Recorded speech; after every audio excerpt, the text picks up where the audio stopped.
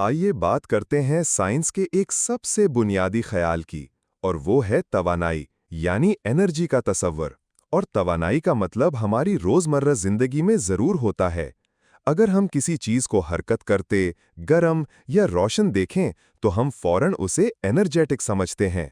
लेकिन इस वीडियो में जिस बात पर हम फोकस करेंगे वो है तवानाई की एक ज़्यादा रस्मी और साइंसी तारीफ।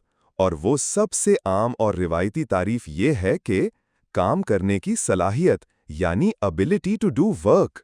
अब यहाँ काम से मुराद वो रोज़मर्रा वाला काम नहीं है कि आप दफ्तर जाएं, 9 से 5 काम करें और तनख्वाह लें। फिजिक्स में काम का मतलब थोड़ा मुख्तलिफ है, अगरचे मुकम्मल गैर मुताल्लिका भी नहीं। मिसाल के तौर पर फ़र्ज़ करें आपके पास एक चीज़ है और आप उस पर एक क़ुव्वत लगाते हैं, फ़र्ज़ करें दाएं जानिब। इस क़ुव्वत की मिक़दार है 10 न्यूटन।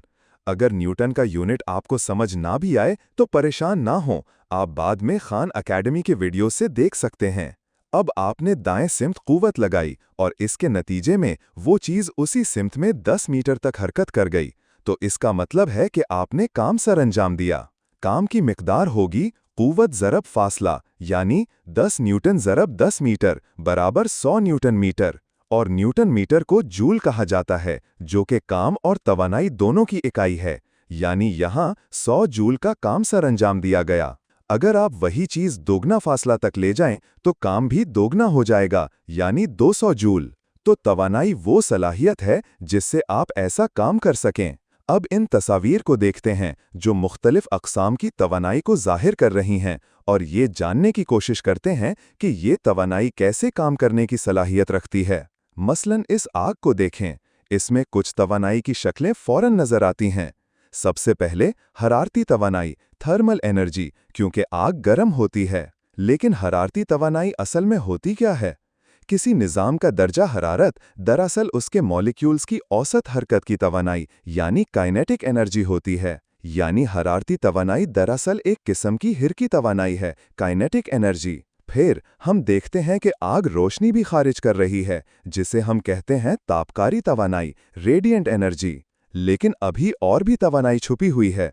असल तवानाई दरअसल कीमियाई मुमकिना तवानाई, केमिकल पोटेंशियल एनर्जी की सूरत में उन लकड़ी या कोयले के ज़र्रात के अंदर मौजूद है। ये मॉलिक्यूल्स कार्बन-कार्बन बॉन्ड्स पर मुश्तमिल होते हैं जो हाइड्रोजन से जुड़े होते हैं। ये बॉन्ड्स एनर्जी स्टोर करते हैं और इनमें वो सलाहियत होती है कि अगर बॉन्ड टूटे तो वो तवानाई खारिज कर सकें। और यही वो लम्हा होता है जब कंबशन रिएक्शन होता है, यानी जब ऑक्सीजन, कुछ इब्तिदाई तवानाई मसलन माचिस की चिंगारी और कार्बन वाला ईंधन मिलकर रिएक्शन करते हैं। ये रिएक्शन होता है ऑक्सीजन प्लस तवानाई plus carbon carbon bonds equal to carbon dioxide plus पानी प्लस बहुत सारी तवानाई। ये तवानाई हमें हरारत और रोशनी की सूरत में नजर आती है।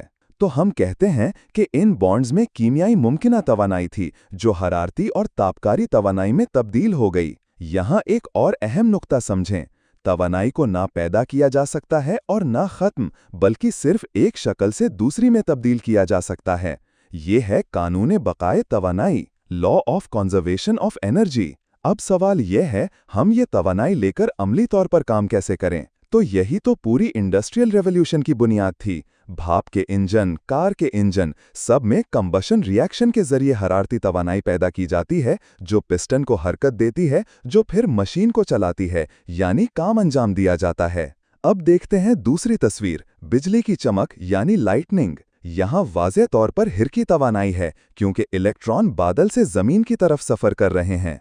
ये है इलेक्ट्रिक करंट, और यही तो पूरी इलेक्ट्रॉनिक्स इंडस्ट्री की बुनियाद है। यहाँ भी हमें तापकारी तवानाई नजर आती है क्योंकि हम बिजली की चमक को देख सकते हैं। और जैसे ही इलेक्ट्रॉन जमीन की तरफ जाते हैं वो हरारत भी पैदा करते हैं, यानी हरारती तवानाई भी मौजूद है। तो सवाल पैदा होता है, ये तवानाई आई कहाँ से? ये बादलों में उस वक्त जमा होती है जब पानी के बुखारात सूरज की तवानाई से बुलंद होते हैं। बादल के निचले हिस्से में मनफी चार्ज जमा होता है और जमीन मुस्बत हो जाती है।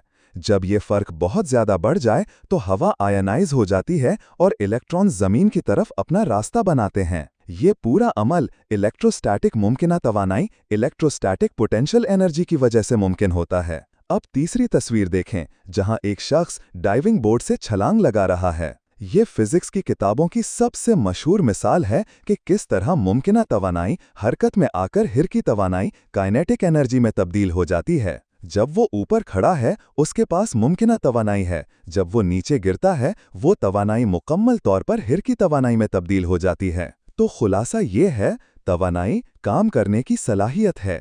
اسے پیدا یا ختم نہیں کیا جا سکتا بلکہ صرف تبدیل کیا جا سکتا ہے۔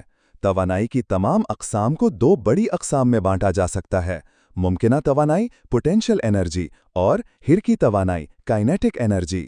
اور آخر میں فرض کریں کہ وہ شخص کسی پلی سسٹم کے ساتھ ہو اور اس کے نیچے ایک وزنی چیز بندھی ہو، تو جیسے ہی وہ جمپ کرے گا اس کی ممکنہ توانائی کام میں بدل جائے گی، وزن اوپر اٹھے گا یعنی کام سر انجام پائے گا۔ تو یہ ہے توانائی، ہر جگہ موجود، ہر عمل کا بنیادی ذریعہ اور سائنسی دنیا کا بنیادی ترین تصور۔